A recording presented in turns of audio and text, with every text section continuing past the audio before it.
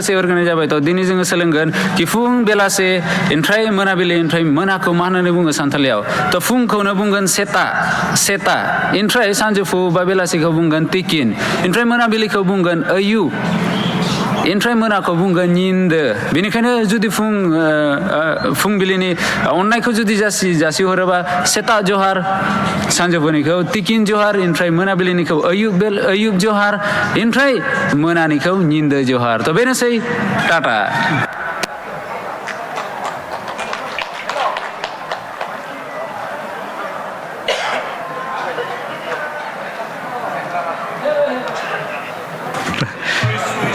थिगानो ना अके हेलो सानजौफुनि गाहाम हामलायनाय अननाय आरो सिबिनायखौ नोंथां बयनिसिमबो जासिहरग्रोनाय जाबाय थ' गिबियावनो आफा इसोरखौ हामबाय होनो दिनैनि बे फारिलाइखौ दैदेनलांनाय मानगोनां मानिजाथाव स्पिकार सार बेजों लोगोसे मासियाव जिरायफैनाय बयबो डिगनिटारिस बयखौबो आंनि गोसो गोरबोनिफ्राय हामलायनायखौ जासिहरग्रोनाय जाबाय ओमफ्राय बेनि उनावनो रायजो राजा नोंथांमोन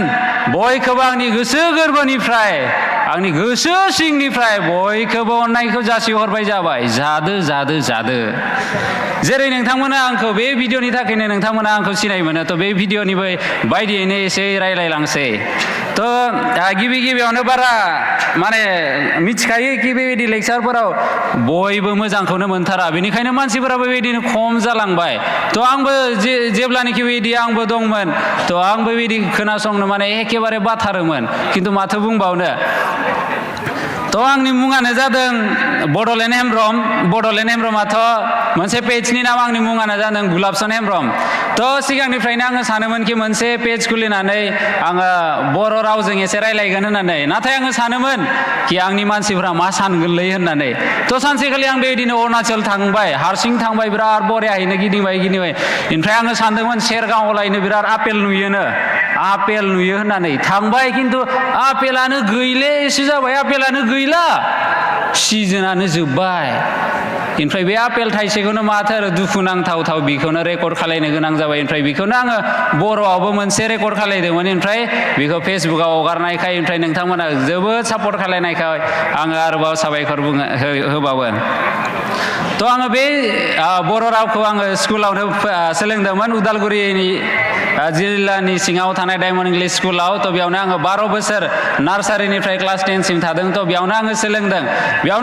ओमफ्राय नोंथांमोना मिथियो बांसिन उदालगुरियाव एसे सानजारि नालाय थ' बेयावनो आङो सानजारि सोलोंग्रोदोंमोन बे सानजारियानो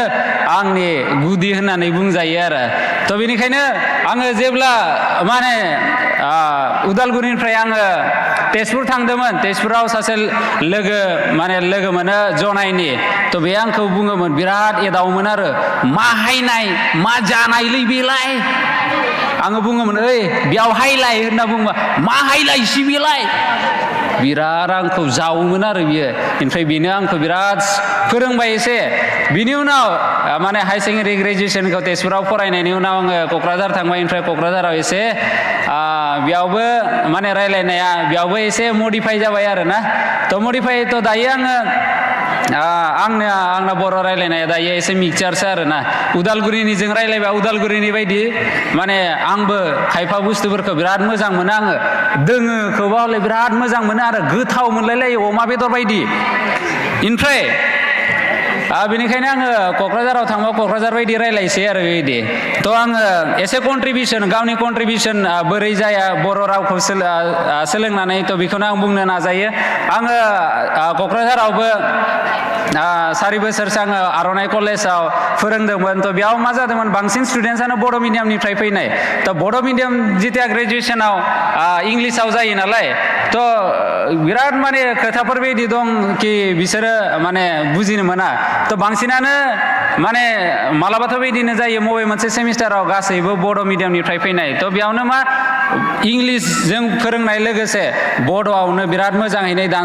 दानस्लायनानै खोन्थायोमोन थ' दाबो बे स्टुडेन्टसफोरा आंखौ फन खालायनानै सोंहरो सार बोरै दं बोरै गैया होननानै दाबो बेनो बिराद मोजां सोमोन्दो दं ओमफ्राय बेजों लोगोसेबो दायो आङो मावगासिनो मोनसे स्कुलाव थ' बे स्कुलावबो जिथिया बड' पिरियडआ मालाबा जेनेबा मेडाम सारमोन जुदि एबसेन्ट जायोबा बे बड' क्लासाव थाङो आंबो गथ'फोरखौ बिराद मोजां मोनो नालाय थ' बेयाव थांनानै मा खालामो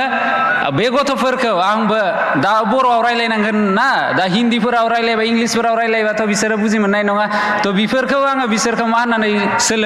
फोरोङो बोरै थाबायनांगौ बेफोरखौ आरो नङाबा बांसिन स्टुडेन्टसफोरानो बोरै थाबायो मिथिबायना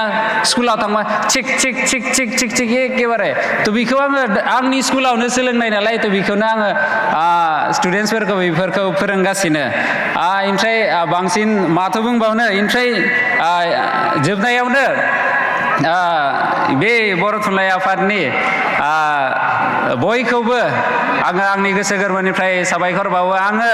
समायथाव नङि मानसिबाबो आंखौ बेयाव लिंहरनायखाय आङो रोजा रोजा साबायखर बावो ओमफ्राय नोंथां बयखौबो जायहा गोजानाव दं जायहा क'क्राझार चिरां बाक्सा उदालगुरि ओमफ्राय जेरावनोखि थाया मानो जायफोरा अरायबो सापर्ट होगासिनो बयखौबो आङो आंनि गोसो गोरबोनिफ्राय साबायखर बावो बेजोंनो आंनि बे सुंल' बिबुंथिखौ बेयावनो दोनथ'बाय गोजोनथोंसै